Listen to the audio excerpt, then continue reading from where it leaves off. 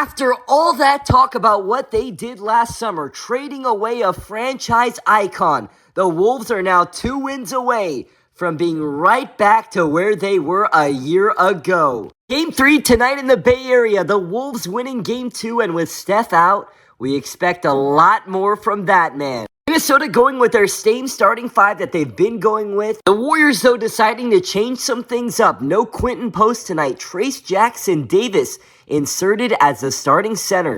Steph or no Steph, going on the road against the #1 defense in the league is not an easy task. Julius Randle starts it off with a mid-range. On the other end, we know Jimmy Butler is going to be aggressive in this one. Minnesota, though, off to a quick start, and there's Minnesota Mike for 3. A lot of the talk after Game 2 was how Jimmy preserved his legs to be ready to go tonight. Jonathan Kuminga with the block. That ignites the break. Kuminga downhill, tough finish, and 1. Warriors rallying back, down by 2, feeling good. Kuminga providing a spark, and Butler providing the engine. Start of the second quarter, and here's where the Warriors have made their bread and butter ever since Butler arrived, the #1 defense. Minnesota getting swarmed here early in the second, but needing to settle in. Jimmy to Draymond inside with the finish, and then there's Batman Butler. Warriors down by 1 into the third. The crazy thing is they didn't make a three-pointer all first half long, but there's Buddy Buckets. Man inside for 2. It's a 1-point game, 3 minutes to go in the third, and Randle muscling Jimmy.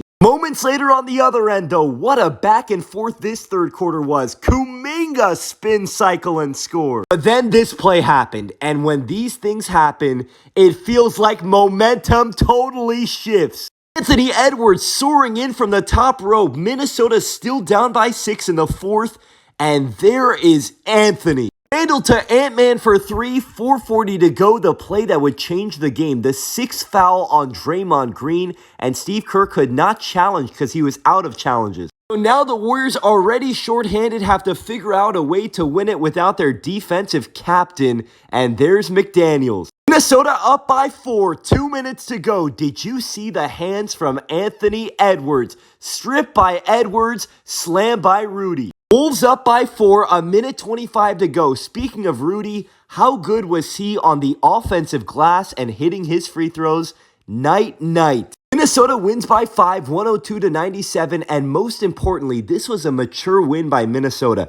Edwards looked really rough in that first half, but to respond with 28 second half points was what superstars are supposed to do. What a game from Ant.